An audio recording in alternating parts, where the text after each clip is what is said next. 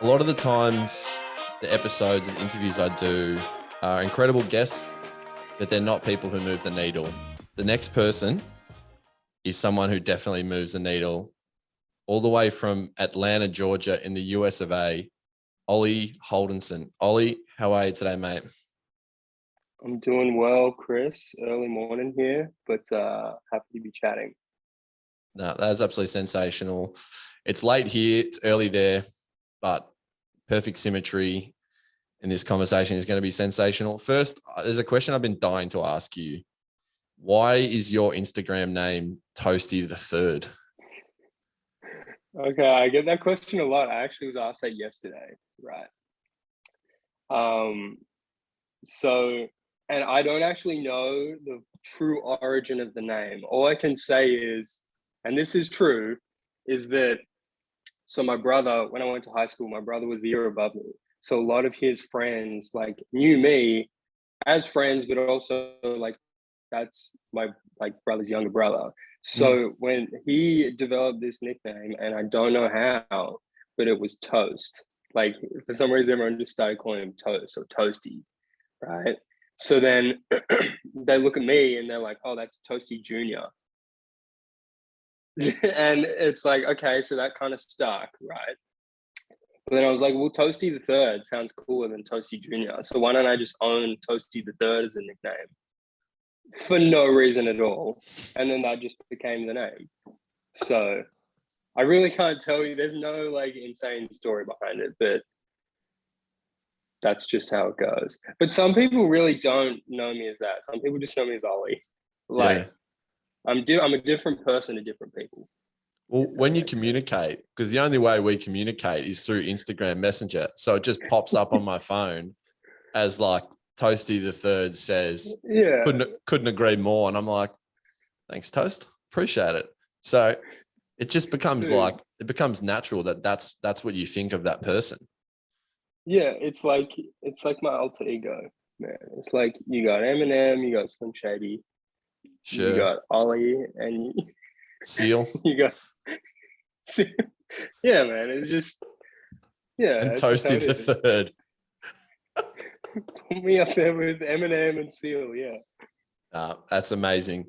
Thank you for that. So I guess for those who don't know who you are, you're one of the most gifted Australian punters to ever make a trip over to the United States. You applied your craft at Georgia State University, the way of Melbourne grammar. So let's jump into you and your career. But before we get into how you get to Georgia State University, talk about high school life, Melbourne grammar. What sort of a kid were you?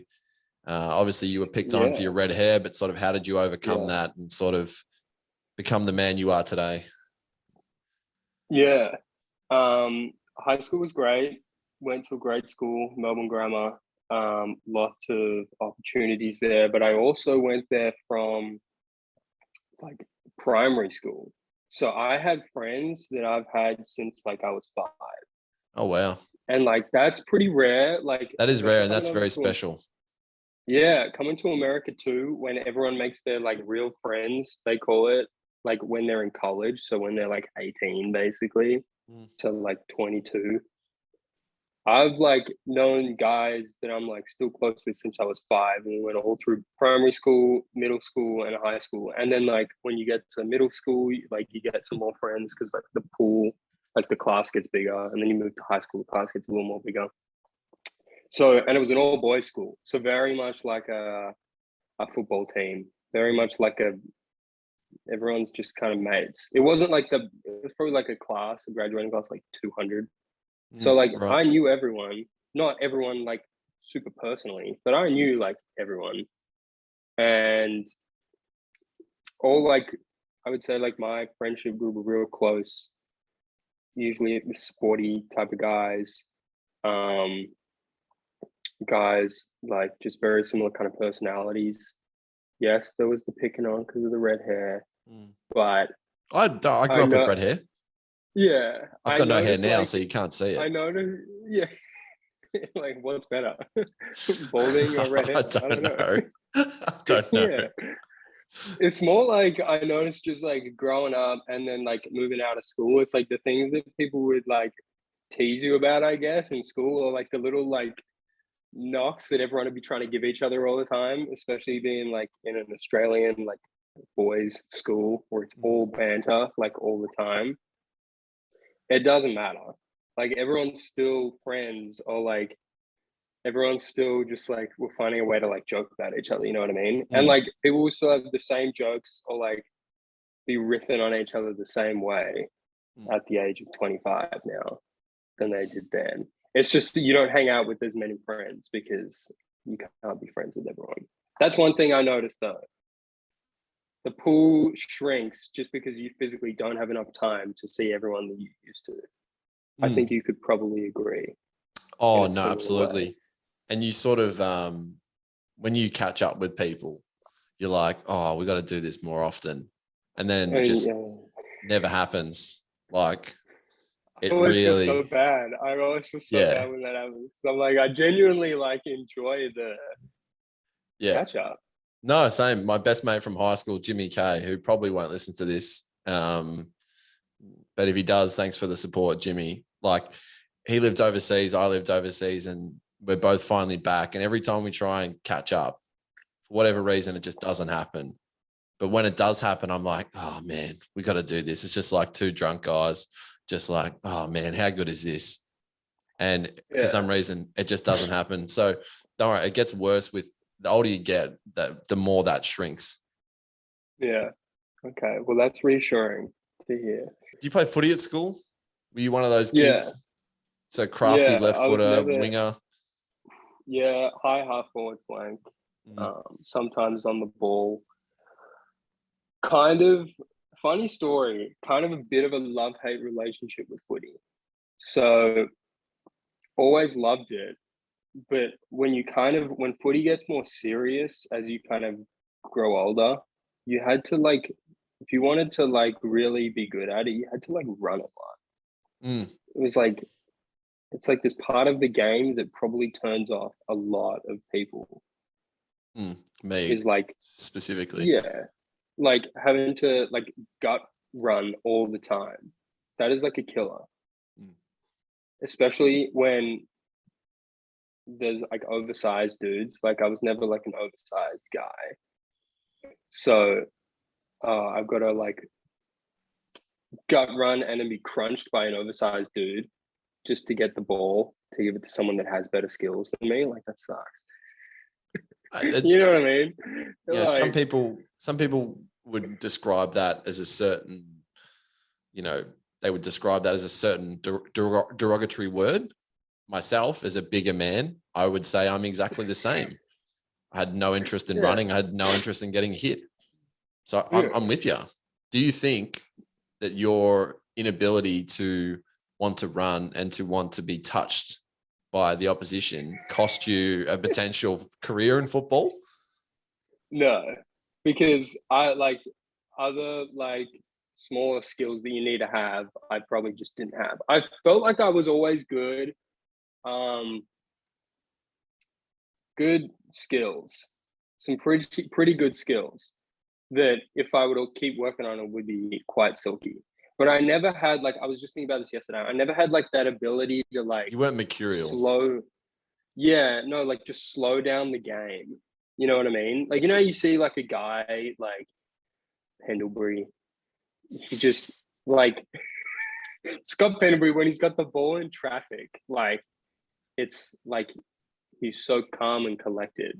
Yeah. I never had the calm and collected aura Yeah. about me. You're Although I more was of a never getting the ball as much as him. So no, I but felt you're like that plays into it. Like the more you get the ball, the more you can feel comfortable mm, with the ball. But if I never yeah. got the ball as much as him, then it's just like it's a lose-lose. Yeah, So you're like a Nick Hind from Essendon who looks like he's always running at the same speed and just panic kicking it long because he doesn't have the skill set.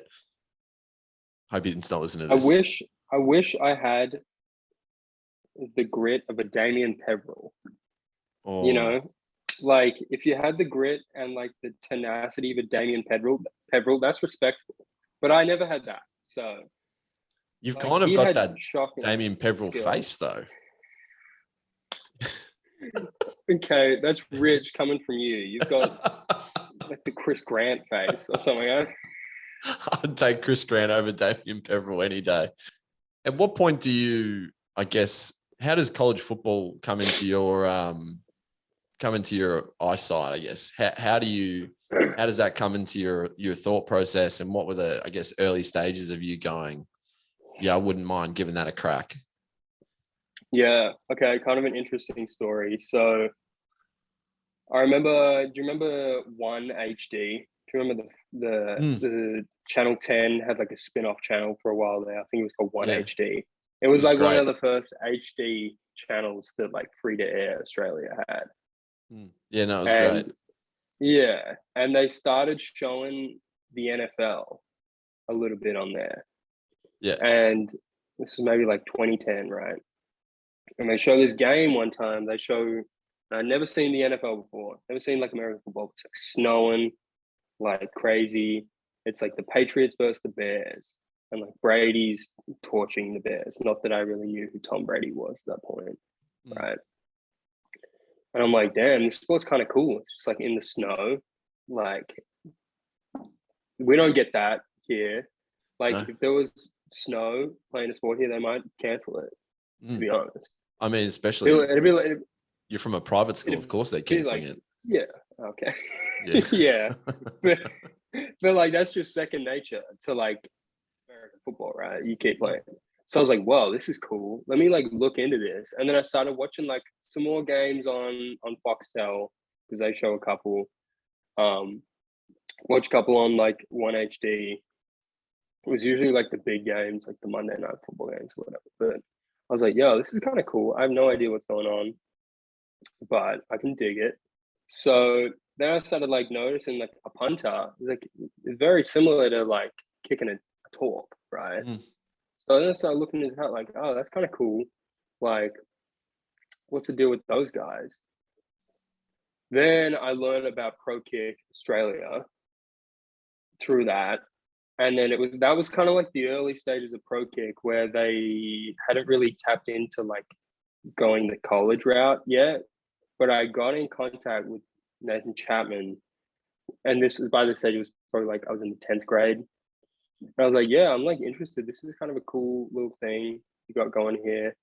Like, let me come down for a training session or whatever, just to see what it's about. And at this point, it was at Prince's Park in Carlton before they were kicked off there. I know, they've moved around to like 100 different ovals across the city, right? I have a good story about Princess Park, by the way, when you're done. Okay. So I went down there, and it was like, this was way early stages. Like Tom Hackett was like training, not even at Utah yet. So that's how early this was, right? And I was like, yeah, I think I like want to do this. I think I want to like focus on doing high school first, right? And Chappie's like, yeah, okay, like get back to me, or like let's stay in touch or whatever. But like, I'll always like be here or whatever. So then I finished high school, and I'm like, well, I still want to do that. And I started like going to some more training sessions, and that's when I like really like got into it. So that was like January 2015, right? And by that stage, it was like a goshes all the time. And then it was like 18 months in the system there. And that was kind of when it changed a lot from just being some guys turning up to the park to like, let's get really serious about this because we got a good thing going. And it was a great time.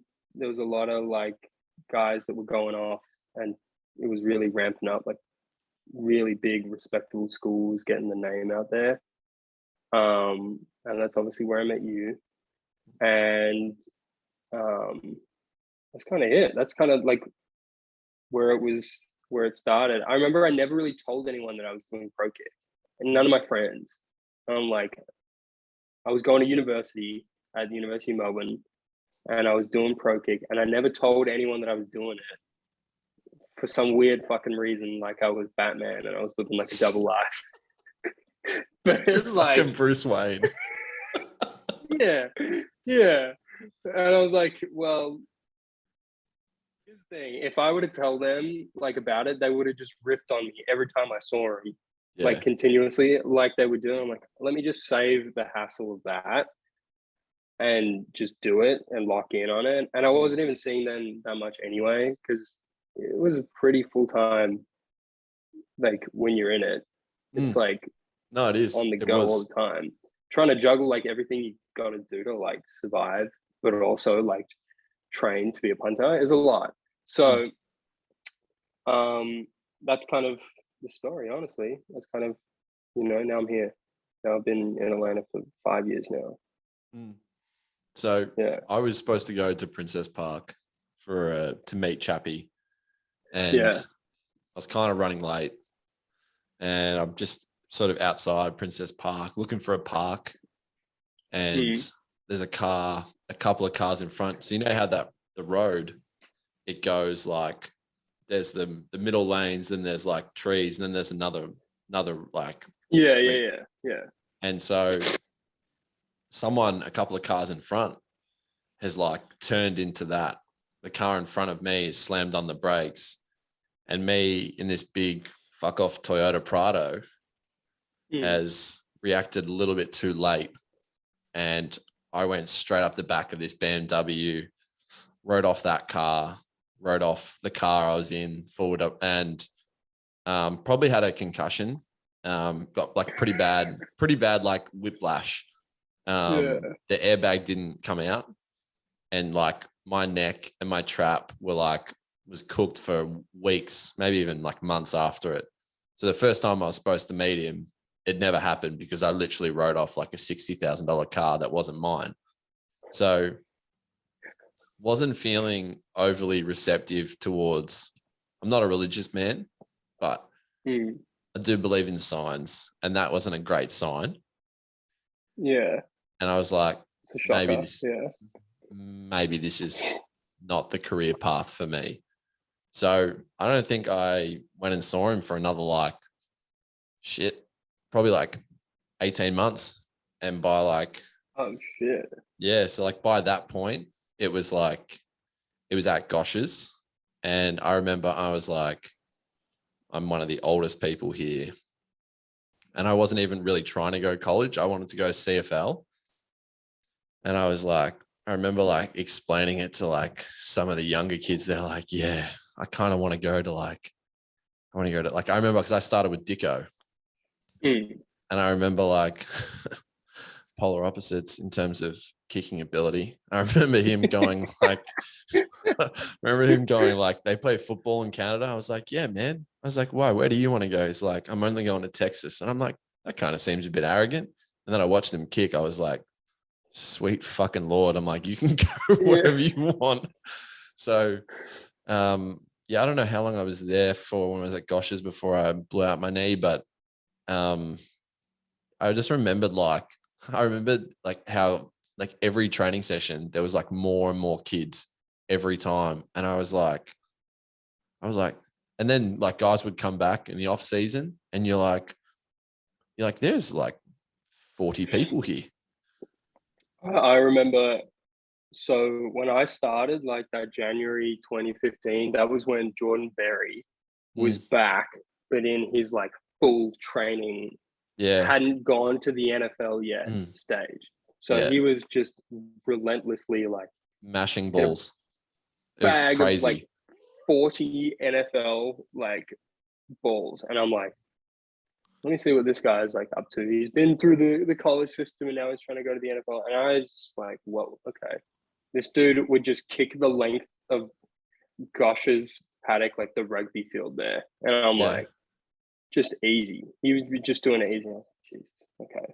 There's levels to this. And then I would see Dicko kicking and be like, yeah, there's levels to this. Yeah. Oh, no, 100%. And I think the best way to describe the levels was like, so like Chappie or Johnny would like watch me kick, and then they'd give me like a 19-point PowerPoint slide presentation on what I did wrong and like how to get better. And then like Jordo would kick, and they'd be like, kick it further. And he's like, yep. And he would just do it. And I'd be like, damn, I got 19 things to work on here. And he just kick it further, and he just did it. I was like, I don't have that I don't have that golf club in my golf bag. Yeah. Yeah. It is like kind of demoralizing, but Oh yeah. also like it's like, okay, there's a really good standard. Mm. Because I'll tell you this, Americans don't see ever what we see on a daily basis. No. So all that, they never see like 20 dudes at a park just No. creaming balls. Like they're in shock if they see that. Yeah. Because they're coming from a high school where there High may school be like punters a are couple. brutal. They're so bad.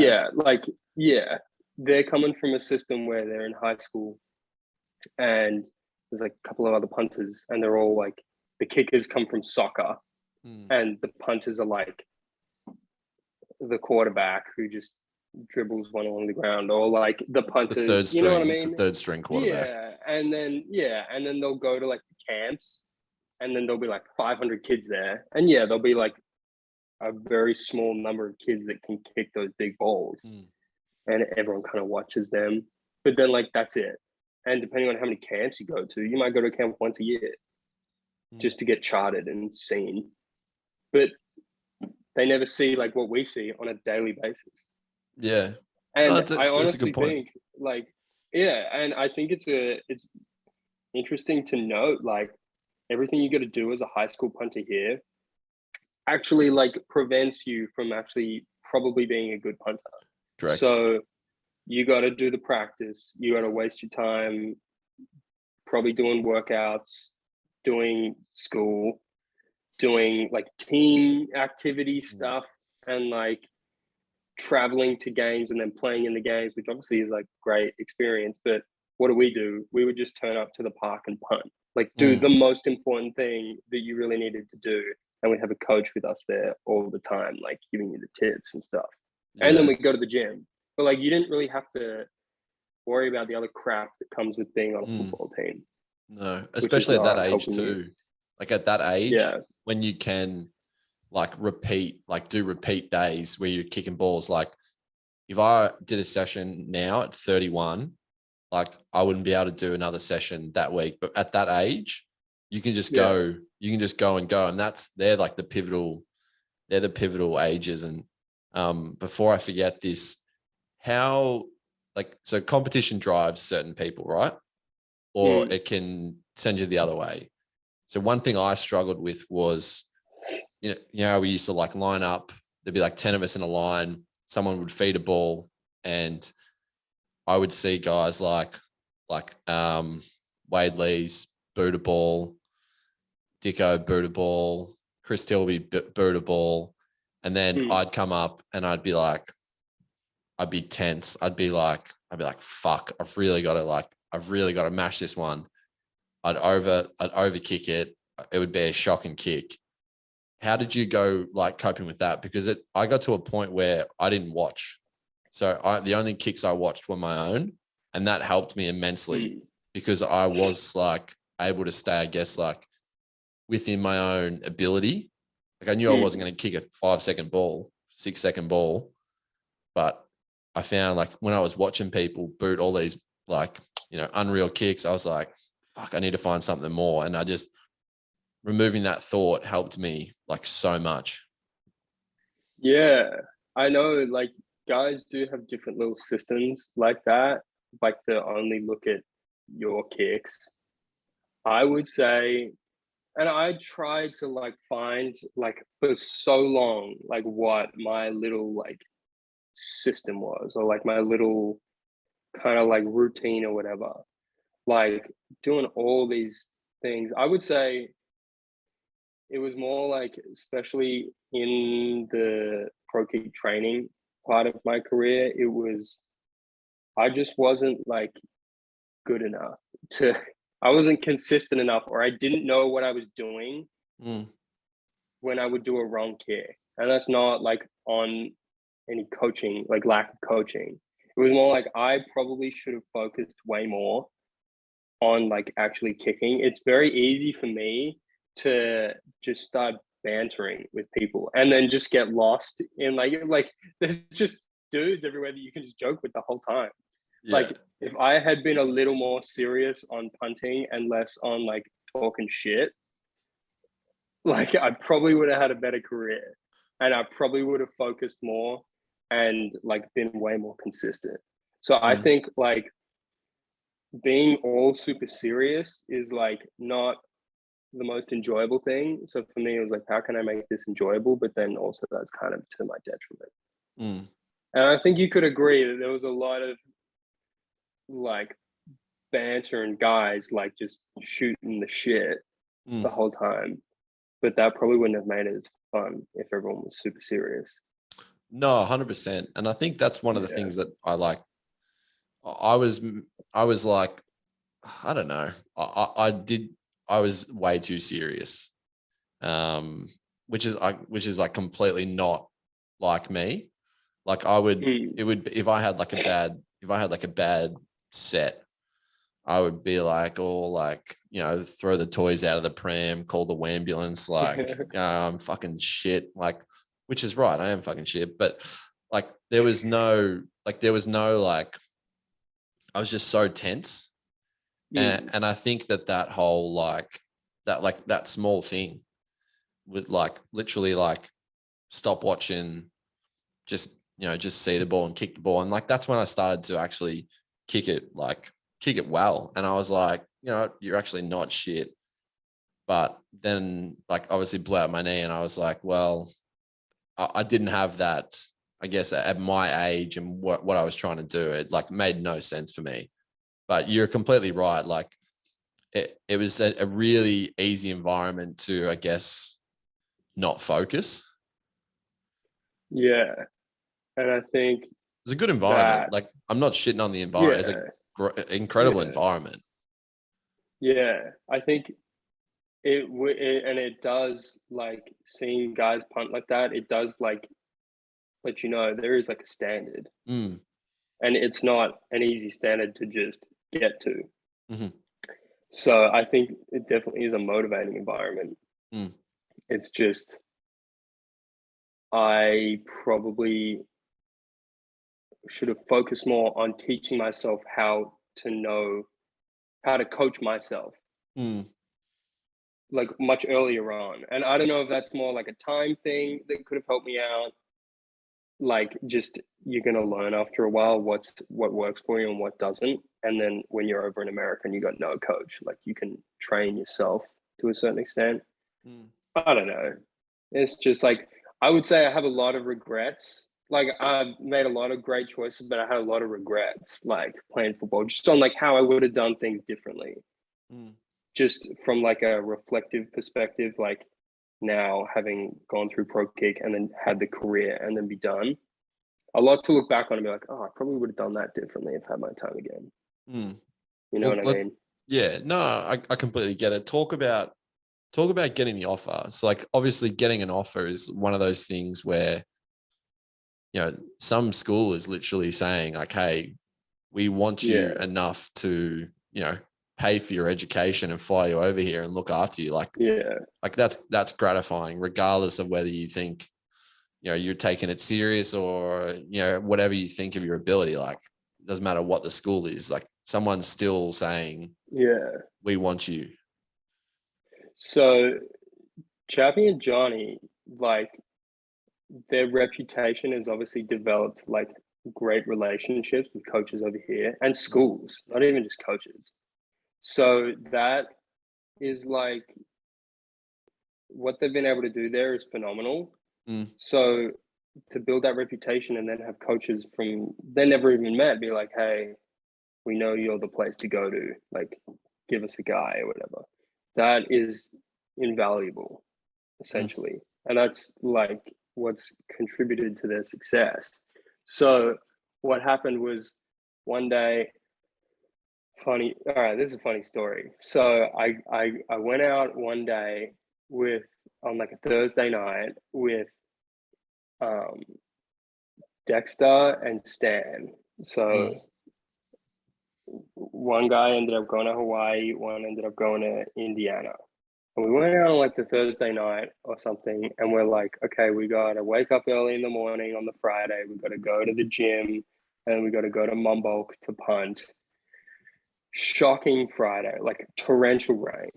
I don't know. And You might it's even have been there. I don't remember. It was like one of those ones where like mm, maybe just 10 guys turned up and not like a full 20 guy squad. Like those days were shocking tough. rain. Yeah. Getting out there, Yeah. especially when the weather was bad. It's a long way to go Yeah. to kick terribly. Yeah. Yeah. So we're like, geez, let's not even go. Like we were that close to like saying, let's just maybe turn up to Mumboldt and not go to the gym. We ended up going to the gym and we eat. We're kind of like a little hungover, and we're like, all right, let's drive up. And we get up there, and we just the weather kind of cools, like chills for a bit, and we got like, it's kind of cold, it's wet, but there's no rain. And Chappie's like gets this message on Twitter or something. He's like talking to a coach right then and there, and they're like, "Oh, we're looking for a guy. We're looking for a guy. Like, who do you have?" And Chappie's like, "Oh, we've got this guy right here." So we film a bunch of stuff on the day and then send it to the coach. And the coach is like, "Oh yeah, like we're interested. Let's talk further." And then like so over the next couple months, more film, talk further, Mm. really like get to like figuring out what they want, if I'm a right fit or whatever. And then I get like the offer letter, which I knew was coming. Obviously, they sent it. Um, I think they sent it to my email at like 5 o'clock in the morning Mm. one morning, and I print it off and like sign it and send it back to them. And then it takes them like 3 weeks, 4 weeks to send me like the visa paperwork. And that's all during training camp. And I'm like, oh, I really thought I was going to get there in time for training camp. That'd be great to like Mm. learn, meet guys, like get acquainted, right? And that never happened. All the paperwork took the whole time, the whole training camp. The story just gets even more ridiculous from this point, right? Because they get it. I finally get the paperwork. I go to the embassy. I get the passport thing done. By that stage, the semester started. The Mm. first game is like a week and a half away. I'm like, book the flight as soon as I get the passport back. Flying out like the next day to Atlanta. I arrive. I'm like, what the hell is going on? Don't know a single person. Been to the city one time, but still like didn't know what I was doing, right? Mm. We have like a practice match at the Georgia Dome that Friday night. Kind of like a football is very structured, so they try and like prepare you and do everything as prepared as possible. So they do like a fake run through of what the pre-game is going to look like into a game, and then do like a mock game on the field at the Georgia Dome, like the week before the first game, week before opening night against Ball State, right? And I'm like, I don't know what's going on, because all the pre-practice pre-match stuff is rehearsed. Like you go here, we do these warm-ups, these specific warm-ups as a team, do like these claps and stuff. And I'm like Like, on the sideline, like, wait, am I a part of this? And then the coach like, what the hell are you doing? Get over there. like I'm like, I don't even know what's going on, man. No one's told me anything. Saw a drive-by shooting that night on the way back. wow. From Welcome to the Georgia Atlanta. Dome after that game. Yeah. Then the first game's like the next week, and I've been to like 3 practices and didn't play that game. But then like 2 weeks then after that, I had like my first game, Mm. like first couple punts in a game. Just crazy. Cause like it was like it's not like I could get there and then kind of get like acclimated. It was just right into it, Like deep right end into the stuff season. straight away. Yeah, season, school, like semester. Didn't have a bank account for like 3 months there. Didn't have a phone, like a SIM card for like a couple months there, because it was just like every weekend was like, no, you're on the road. Mm. Every day you're practicing half the day, you're going to class for the rest of the day. Probably in hindsight, could have taken some classes off to go get myself a bank account and a SIM card, but I'm like, I don't even know what's going on. So let me just like put my head down and fit in Mm. for a little bit. And that's honestly went off on a tangent, but that's the story of like how I got to Georgia State. Yeah. That's like, I mean, you hear of like, I don't know how amazing those like, oh, like I'm going to college, like, oh, it's such a incredible experience. But then you hear of like stuff like that where it's like I literally am getting yelled at. I've been here for 2 minutes. I've been yelled at because I'm not on the ground clapping, and like there's Yeah. no one to really like. I guess that's the downside of like how we train, right? It's because we're not from like a football system, so we don't know this stuff. So we're literally just Yeah. there, like looking like your eyes like wide open. You look like someone's licking your cat. You're like, what the fuck's going on? Yeah. It's and if you were like a normal like American kid through high school, you still got there's still a learning curve, but like Mm, you understand what's going on. I'm like, dude, I don't even know what goes on during practice. Every like as it turns out, every pretty much like football team practices the same. Like mm, it's this whole thing that's a practice is divided up into like 15 periods, which are like 5 or 10 minute intervals where you practice a very specific thing. And each thing is like the same on every coach's across the country's like practice sheet.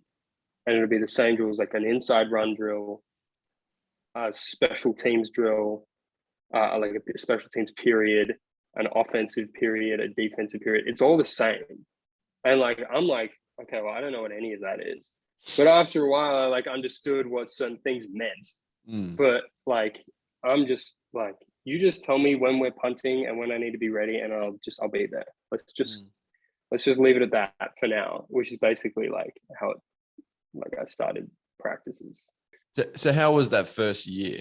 Like you talk about you literally starting behind the eight ball, the fact you don't have a bank account, you got no phone, you're like watching this game where you're like, I've got no idea when I'm going in. So like, how are you performing?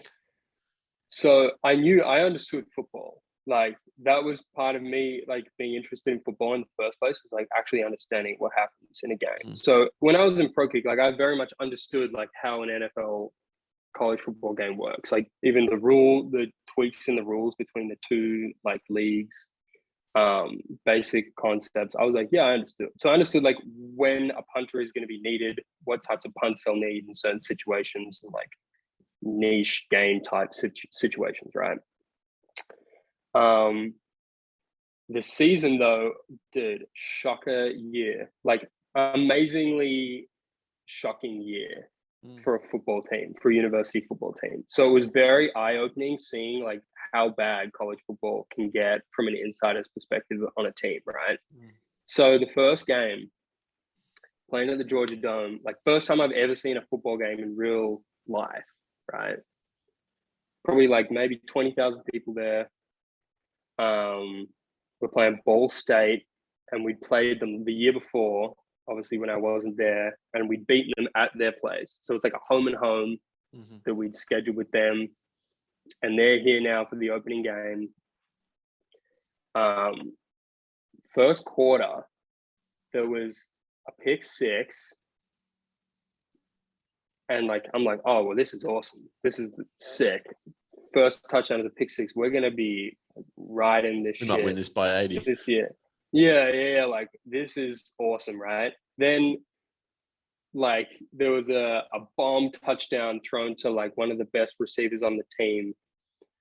And I'm like, oh, okay, up 14-0. This is awesome. And then I'm pretty sure he got another one called back because he celebrated. That was when like you couldn't do any celebrating. So we come in at halftime, we're up like 14-0. We end up losing like 35-14. Okay, that's a Like, problem. like, like those two touchdowns, and we're like, oh my God, this is amazing. Let's go. Like to just in one game, like just completely shit the bed, right? And then so that's like, what is the game? What is the vibe like after that game, right? In the locker room, flat. Like I'd never understood. I'd never like realized how emotional guys get about this game and how serious it is, and the egos. Like football is an ego sport. Mm. not only are you like, is it an ego for you if you're a player and you got to line up against someone every play. So like, it's like, I'm going to beat you on every play. It's very much like, I'm better than you. I'm bigger than you. I'm much more egotistical than you. And that's why you have all these like big personalities in like the NFL, right? It all like kind of stems from that. But they take it so personally, like guys taking it so personally. And I'm like, I respect that, but like I'd seen things like throughout the first season where I'm like, whoa, like dudes bawling their eyes out after games because like we like can't lose any more games from this point on, or we're coming at halftime and people like flipping tables and like the stuff you'd see in like movies, man, where like there's like the big Gatorade thing with all the cups and they just like just trash all of it. like something out of a movie, like, or like there was some fights sometimes, like dudes so emotional and heated that they would like fight each other. Like, you ever seen that picture of Satanta or Halpin like with fighting? Yeah, yeah, at the practice match. Yeah, it's like that picture of him, like yeah. It's like that, but every day at practice. But it's like normal because it's like it's almost like a healthy thing. Because if you're like beefing with your teammate, you're not actually like you don't actually hate the guy, but it's like you're showing within like as long as you can do it within like defined boundaries, I guess you could say, like not where it's just getting out of hand and dudes are just fighting to like let off steam, like you probably see in like a reserves amateur football match where dudes just want to go out there and fight and like jump or punch each other, right? As long as it's like controlled and it's like about the game, it like fires everyone up and it like breeds the competition that you need to like get better players playing in games and like performing better. How did you fit into that? Because you're like, I don't think you'll ever cry over a result. No. Like you're, I mean, if you win by 50 or lose by 50, I mean, you probably have the same smile on your face. Like, how do you fit into that environment? So definitely not smiling after a loss. You're asking to get your ass kicked. But I definitely like, I wasn't happy if we lost. Like, I'd be annoyed because I don't have any ties to like any other universities. Like some guys would be like, yeah, my family all went to Alabama, or they all went to Florida or Auburn, right? Or Georgia. They all went to Georgia. Like they're a Georgia family, they're a Bulldogs family. And I'm like, dude, I got no ties to anyone. Like Georgia State's my only university. Like we may be like not on the level of Alabama and Georgia, but like I'm gonna root for Georgia State like no one else. Yeah, that so on I would Melbourne be Grammar. pissed. Yeah, that on Melbourne Grammar or the Essendon. The three ride or dies right there, man. So I'm like, I'd be upset, but I also got to understand that a punter or special teams really is an important part of the game, but it is a very specific part of the game. Like I can only do so much, or a field goal unit, you can only do so much. Like say I was like the holder, right? Say the field goal unit goes out there, makes every kick, every PAT. It's like I did my job. Like I can only do so much. I can't play quarterback. I can't play running back. I'm not going to play on defense. Like I could see you as a defensive lineman. And not, yeah, getting pancaked every play. But and it's I don't say that to be like wash my hands of the situation or anything. But it's like as long as you could like say you did your part, like that's all you can do. Like your hands are tied to a certain extent. That being said, I'd definitely be like upset when we lost. I'd be pissed if we played like certain teams that we wanted to beat or that we knew we could beat, and it was like ruining our season. Or like I lost a bowl game that pissed me off. Like I wish we won that bowl game. Like you just got to put in perspective, honestly, to a certain extent. But some people would take it really seriously because it was like their way out of Like they're like, I played football all my life. Like I'm gonna make it to the NFL. I'm good enough. I've got a chance. Let me like put everything into it. And your team's success helps shine a light on you. You know what I mean? Like more people are going to get looked at on a team that won 10 games as opposed to a team that won 2 games. So Yeah, no, of course. You have a train wreck of a first year, but it's obviously you know what to experience. You know what the experience is like. You know what everything's going on. How do you change or how do you train for the next year? Because you don't have those excuses of like, you've been, you had to rush to get your visa and you sort of didn't know what to expect. You know what to expect. You know what's going on. How do you change for to make your performance sort of better, I guess? yeah, so towards the end of that first year, they fired the head coach. So the whole coaching stuff's gone. So going into that second year, or even going into my second semester, like the spring semester after the terrible first season, we've already got a new coaching staff. Coaches that don't know me, don't know anyone,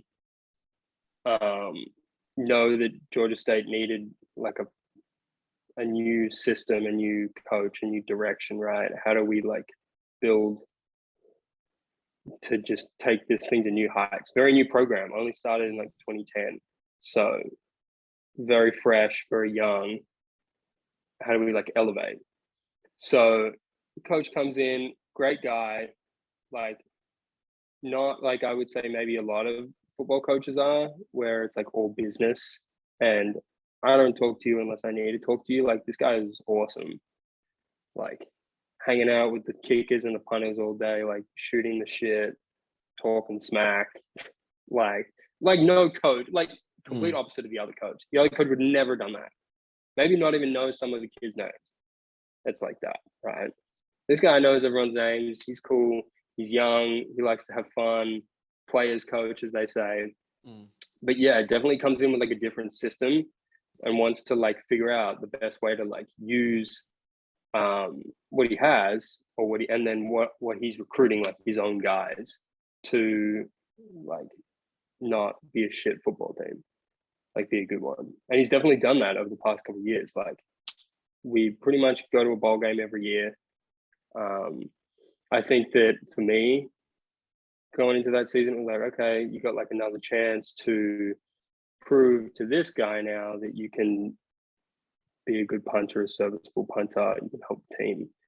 And there was another guy on the roster too. And like that second year, we kind of split reps. So depending on game situations, he would punt certain punts, I would punt other punts depending on the side of the field distance, kind of what the look was that week, what we were trying to like exploit on the other team's like punt return unit. And it kind of worked, kind of didn't at times. It was an okay season. We ended up winning a bowl game, which was great.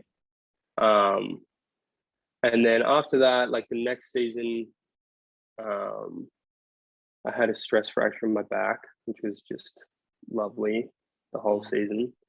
So the other guy punted it. Yeah, the other guy punted. He punted really well. So like he had like a really good year, and everyone was really pleased with that. And I was like, okay, great, sick. That's great for me. But like, I was happy for him and happy for the team. And then the last year, I punted a little bit in certain situations, game situations, and he did like the other probably most of the punts that year. But honestly, that year we didn't really punt much. We had like a pretty solid offense. There was maybe one game where there was no punts, another game where there was maybe 1 or 2 punts. Like that's pretty low for a game, for a team, for a game. Yeah. So like up and down a lot, honestly, during my career. But I was never the guy, like, it's kind of like that standard thing that we talked about when you pro kick, you're like, okay, kind of know, like, okay, that's what it takes to go to the NFL. And after a while in college, I was like, I'm not really seeing the success that guys that go to the NFL see. And I'm like, okay, that's fine. I didn't think like there's like some people that really want to go to the NFL. And I'm like, I don't really want to go to the NFL because I know, one, I'm not good enough. Not that I'm gonna like shit on my own abilities, but I also, my body is not an athlete's body. Like, this is not a body that is gonna last in the NFL. If it couldn't last in like a couple years in college and in pro kick, it's not gonna last in the NFL. So I was kind of happy with just doing the college thing, which I've been wanting to do. Kind of like pretty unique thing, I would say, to play college football. Pretty cool.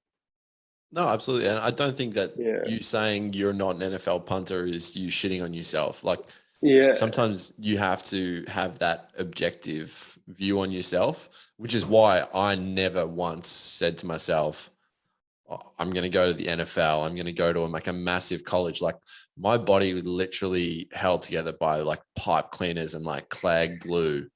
Like, it was like literally one of those things where like, so I remember like I would go and do field goal, because I did field goals, kickoffs, and punts. So my body got like no breaks. And like a lot of those kicks were kickoffs. And you do 10 of those and you can't walk the next day. Like, I would have to go and do an ice bath. I was like covered in ice packs. And I was only like 25, 26. And I was like, there's no way my body would have like held up. So sometimes you need to have that like objective view of yourself to go, like, know your limit, I guess, and know like how best you can be effective, or like how to get the most out of your body almost. And that is something that I think I didn't learn for a while. Like, when I said initially, I had a lot of things that I do differently, like kind of regrets, but like just things I would have like done differently to probably improve myself, or like from just a hindsight perspective. One of them was learning how to use my body better. I probably shouldn't have drank as many beers on a Saturday night to turn up to Brunswick at 7 o'clock in the morning. Like, that probably would have helped my career. Doing the same thing at Georgia State probably would have helped. Not that I ever drank like the night before a game, but definitely we'd always go out for beers on a Tuesday, because we're like, we gotta cut the week in half. We gotta, we'll go like, No, I still do that. Call it like, let's get some beers. Tomorrow we're not punting. It's a no punt period during practice, so we can send the beers on a Tuesday night, and we'll be good to go. And I'm like, well, maybe drinking a bunch of crappy watery beers for 4 or 5 years wasn't the smartest idea to maintain peak performance of a body that's already hindered from being athletic by like some level of genetics, like, probably would have helped. But you live and you learn, and I don't regret any of it, really. No, I would give you a smack if you said, you did regret it, but please don't take offense to the way this question is worded, because I love you. But is one of your regrets not being the man? And when I say not being the man, like, you say like these split reps and they go, oh, we're going to use this guy for that, or we're going to use you for this. Is that one of those ones where you like kind of wish I was like the man who the coach would be like, mate, I do not care what the situation is. You're our guy. We're giving you the ball every time. Yeah, that's kind of the thing that I think about. But I also I take comfort in the fact that I never made like being a football player like my whole identity, or like being a punter like who I am. There are a lot of players that are like that, and I think that's something they deal with. I was never like, I'm gonna be a punter, and if I didn't want to go to the NFL. That was like, if I wanted to go to the NFL, that probably would have hurt a little more, I guess. But like, I do know what you mean. Like, yeah, I'm like, it would nice to be the guy. Everyone would be like, yeah, we can rely on him. But like, I don't know. One thing we always used to say was, well, I heard it a couple of times. It was like, it's Sunbelt football. It's not It's not like SEC football where it's like the Yeah. be all and end all. It's Sunbelt football. There's not going to be enough And people that are going to understand that reference, which really yeah, upsets me. yeah. Someone told me that like the first couple weeks I was there, because like you're like, you take this so serious, bro. Like it's all good, man. Like they're like, it's Sunbelt football, bro. Like Yeah. it's not. And I'm like, what do you mean? Like this is just when you're in pro kick, like you love to have the banter, but you also like to like it's serious because everyone's kind of competing against each other. Yeah. But to that point, yeah, it would have been nice to be the man, but I also just like enjoyed the vibe, the environment too. It was just like good enough being there anyway to Yeah. turn things into a negative in that sense. You Yeah. know what I It's mean? not enough to Like, sour your experience. Like yeah, you yeah, got the most out of the experience. Obviously, yeah, like the fact that you're still over there, if you're still in Atlanta as well, like you wouldn't have gone through that whole situation, been sour and then yeah, sort of gone, you know, I'm still yeah, I'm coming back. I'm closing this chapter essentially. yeah. And I was one of the guys too. Like there was always like dudes on the team that'd be, and it's probably on every team, honestly, complaining about stuff like, oh, why don't we have like these amenities, or like this, why don't we get paid this much money every month? Like I know a guy at another school who gets like this much. I'm like, yeah, like you should be happy for, like, if you got a scholarship, like you should be damn like appreciative of that. And you also got to once again put in perspective, like this is Georgia State, it's not It's Sunbelt football, Alabama. baby. Yeah, it's Sunbelt football, baby. It's not like the big leagues. So you got to be appreciative. Yeah, it's like that. I love watching the early years of Last Chance U, where they're like in a place called Scuba, Mississippi, and these Yeah, guys have come from like, you know, like Michigan and Texas Tech, and like some of them are like saying like what the fuck is this, bruh? And they're like, are you in Scuba, baby? Like stuff like that. It's yeah. like, So you got to really take a step back. It's not a fairy tale. Mm, You know. no, and you know what? That's to go through that experience, have an injury, I guess have regrets, but yet still be able to acknowledge or come out of it going, like I love the experience. I got Yeah, everything out of it is something that's probably not a lot of people do because of the fact that they aren't able to remove themselves from that identity where they're like, I'm a footballer. This is all I know. This is all I want. Like, I can't accept anything less. yeah. And I think that's like my reasoning for that is like, yeah, it's something I picked up after I finished high school. It's something that a lot of guys here, like American guys, have been doing since fifth grade, Mm, you know. And it's like, oh, we know Jimmy. Everyone knows Jimmy because he's good at football. But like, what if Jimmy doesn't play football anymore once he finishes college? Like, what do we know Jimmy for? Oh, Jimmy, we know Jimmy is the guy that was good at football. He doesn't play anymore. So like, what does he do with his time? What does he do with his life?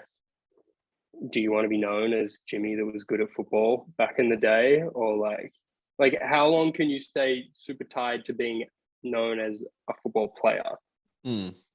It's like, for me, it wasn't that hard to like relinquish that identity. But for some guys it is. Mm.